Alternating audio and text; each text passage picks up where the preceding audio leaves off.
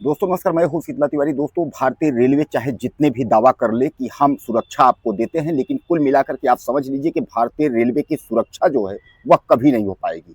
Railway की GRP और RPF की अगर हम बात करें तो इतनी बड़ी लापरवाही भारतीय रेलवे में है, जिसको आप बराबर देखते हैं कि रेलवे में कभी न कभी किसी न किसी घटना को लेकर के जो है आपका जी झकझोर देने वाली तमाम घटनाएं भारतीय रेलवे द्वारा घटित हो जाती है, जिसको सुन करके आपके रोंगटे खड़े हो जाएंगे। आज का जो हम जिक्र कर रहे हैं, जिस घटना का जिक्र कर रहे हैं, यह घटना जो है मुंबई जाने वाली सबसे सुपर फास्ट एक्सप्रेस जो है लखनऊ से और आपके मुंबई जाती है पुष्पक एक्सप्रेस है, जिसमें मैं आपको बता दूं कि 8 बदमाशों ने यात्रियों के साथ लूटपाट की और लूटपाट करने के बाद जो है नई नवेली दुल्हन के साथ बलात्कार किया।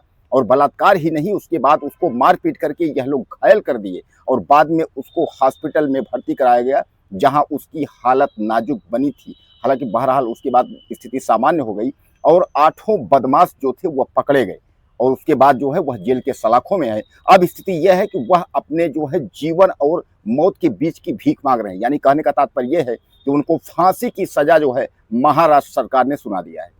तो जिक्र करते हैं जिस घटना का, यह घटना मैं आपको बता दूं कि लखनऊ से पुष्पक एक्सप्रेस जो है वह मुंबई के लिए चलती है और पुष्पक एक्सप्रेस जो है उत्तर प्रदेश यानी यूपी की राजधानी लखनऊ से, यह एक ऐसी गाड़ी है जिसमें तमाम जो जीविका चलाने वाले हैं, यूपी से तमाम लोग जो रोजगार की तलाश में मुंबई जाते हैं, उस पर सवार होते हैं।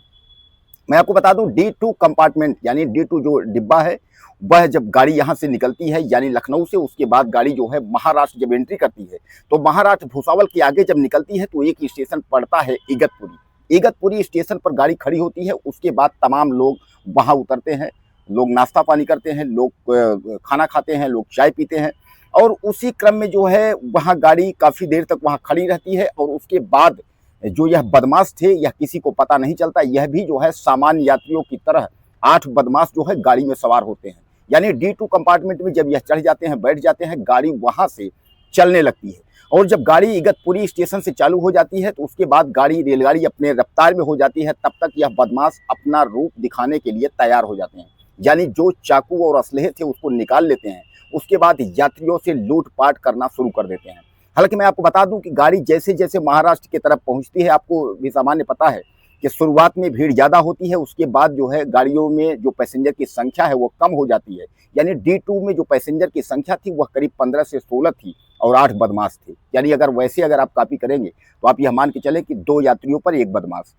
वह अपने असलहे निकाल करके हर यात्रियों से लूटपाट किए। जिसके पास चैन था, जिसके पास पैसे थे, जिसके पास जेवरात था, सब इन लोगों ने लूट लिया। लूटने के बाद यह बदमाश एक किनारे में खड़े हो गए। इनको इंतजार था कि कब गाड़ी अगला स्टेशन कसारा पहुंचे और गाड़ी खड़ी हो, तब तक हम लोग जो है यहाँ से उतर के भागें।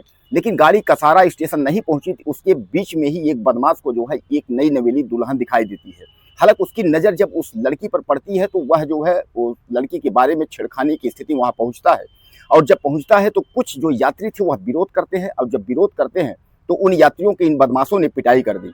हालांकि मैं आपको बता दूं किसी में हिम्मत नहीं पड़ी थी कि वह लूटपाट और छेड़खानी की वारदात को रोकने के लिए कोई टेलीफोन कर दे, कोई कंट्रोल रूम से बात करे, कोई रेलवे को हेल्पलाइन करे या जंजीर खींचने की भी कोई स्थिति में नहीं था, क्योंकि उन बदमाशों ने इतनी तरीके से धमकी दिया था कि अगर किसी ने ऐसी हरकत करने की कोशिश की उसको अंजाम भुगतना होगा। दोस्तों, मैं आपको बता दूं कि आपके मन में जहन में सवाल आता होगा कि आखिर इतने पैसेंजर थे तो कैसे लूटपाट हुई और कैसे इस तरीके घटना को अंजाम दिया गया। तो आपको मैं बता दूं D2 कंपार्टमेंट जो डिब्बा था उसके एक तरफ 1 बदमाश था और दूसरे तरफ 2 बदमाश थे। यानी डिब्बे का जो क्रम था, आने जाने की जो स्थिति थी, इस डिब्बे से उस डिब्बे में, वह बदमाशों ने रोक रखा था। किसी भी पैसेंजर को इस डिब्बे में आने की अनुमति नहीं थी। उसको बरगला देते थे, इधर भीड़ है, ये सब कहने को उल्टा सीधा करके जो है उन लोगों को बरगला देते थे। अब मैं आपको बता दूं कि छेड़खानी के बाद यानी नवी नवेली जो दुल्हन थी उसके साथ छेड़खानी के बाद उन लोग जो है यात्रियों के सामने उस दुल्हन के साथ रेप करना शुरू कर दिया। और मैं आपको बता दूं केवल एक ही नहीं, उन 8 बदमाशों ने जो है बारी बारी से उस दुल्हन के साथ रेप किया और उसके पति को भी पीट दिया। यानी दुल्हन को भी पीटे, उसके साथ जो है रेप बलात्कार हुआ और उसके जो पति था उसको भी पीट दिए। अब उसके बाद मैं आपको बता दूं कि अब वह फिर इंतजार करने लगे कि कसारा स्टेशन आता है, तब तक हम उतर के हम लोग भागेंगे। दोस्तों, वहां किसी में हिम्मत नहीं थी।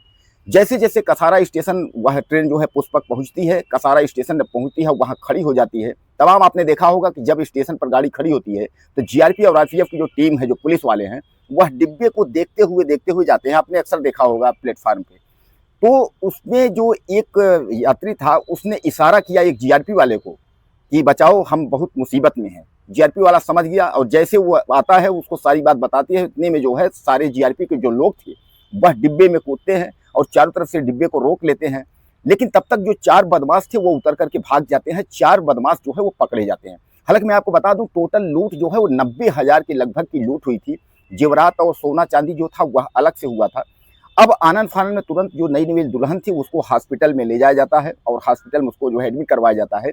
इन चारों बदमाशों की निशानदेही पर जो 4 बदमाश जो भागे थे उनको गिरफ्तार किया जाता है। हालांकि मैं आपको बता दूं, यह घटना जो है दिल को झकझोर देने वाली घटना है।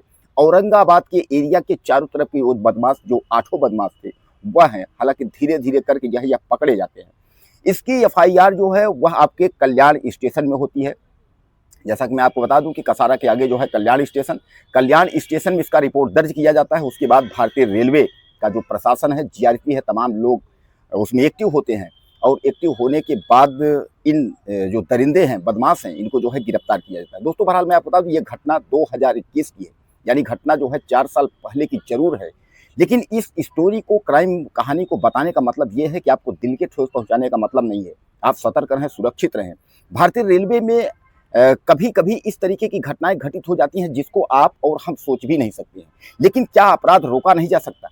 अगर उस यात्री ने इस तरीके की हरकत न की होती, जीआरपी से न कहा होता, तो क्या उन को न्याय मिल पाता? यानी वह बदमाश जो है सुरक्षित निकल जाते। कहने का तात्पर्य यह है, कितनी भी बड़ी मुसीबत हो, एक बार आपको प्रयास करना चाहिए। और अगर आप एक बार प्रयास करेंगे तो ऐसा नहीं है कि आपको जो है सफलता हासिल नहीं होगी या सफलता की ओर आप नहीं बढ़ेंगे। लेकिन एक बार आप प्रयास करके देखो। आखिर इस यात्री ने एक बार प्रयास किया और एक बार इसके प्रयास से सारे बदमाश जो है पकड़े गए। बदमाश जो है फांसी के फंदे तक पहुंच गए, लेकिन सबको न्याय मिला। यही अगर इस यात्री ने भी अगर साहस न दिखाई होती तो शायद ये है कि आज यह बदमाश जो है पकड़े भी न जाते, उस नवविवाहिता को न्याय नहीं मिलता और जो बदमाशों के द्वारा लूटी गई राशि थी वह बरामद नहीं होती। दोस्तों आपको क्या लगता है इस वीडियो से? चैनल को सब्सक्राइब कर लिया, वीडियो में मिलते हैं। नमस्कार।